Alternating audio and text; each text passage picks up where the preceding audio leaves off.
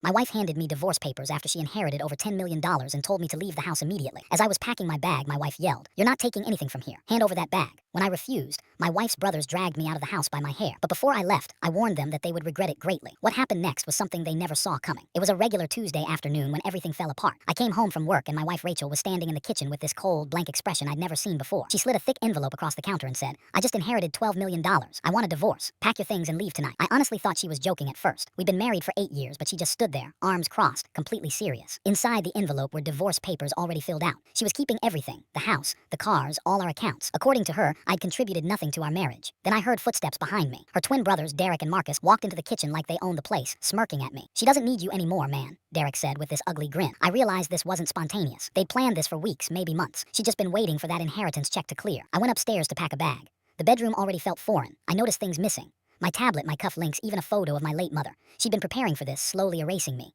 I packed just the essentials: clothes, my father's watch, my passport. When I checked our joint bank accounts on my phone, my access was already gone. She'd locked me out of everything. As I walked downstairs with my suitcase, Rachel yelled, "That bag stays. Everything in this house belongs to me." I told her calmly that these were my personal belongings, clothes I'd bought, my father's watch, family photos. She screamed that if I took anything, she'd call the cops for theft. That's when her brothers made their move. Derek grabbed a fist full of my hair and yanked my head back. Before I could react, Marcus grabbed my arm. They literally dragged me down the front steps, my back hitting each one. They threw me onto the gravel driveway like I was garbage. I stood up slowly, wiping blood from my lip. Marcus laughed and said, "You really thought she'd keep you after that money came through?" I looked at all three of them and said quietly, "All of you." They laughed harder. Rachel stood in the doorway watching her brothers humiliate me without saying a word to stop them. Here's what none of them knew. Before I married Rachel, I co-founded a cybersecurity company called Cypher Systems. We sold it 6 years ago. My cut was $23 million. I'd invested it quietly. Real estate, tech, patents, clean energy. My actual net worth was around $35 million. Rachel never knew because she never asked. She thought I was just some freelance IT guy. But here's the real kicker. Years ago, when Rachel first started her luxury candle business, she had no idea how to register it legally. So I did it for her, filed the trademark, paid all the fees, set everything up through my holding company. We were supposed to transfer it to her name eventually, but we never did. I owned her entire brand. The next morning, I revoked the trademark license. Within 48 hours, every retailer carrying her products received cease and desist letters.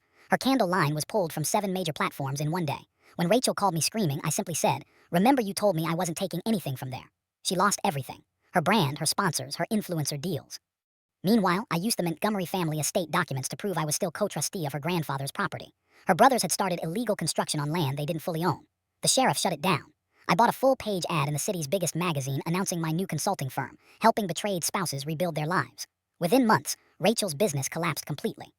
A year later, I stood on stage at a major conference with my new wife, Maria, and our baby daughter in the front row. I told my story to hundreds of people.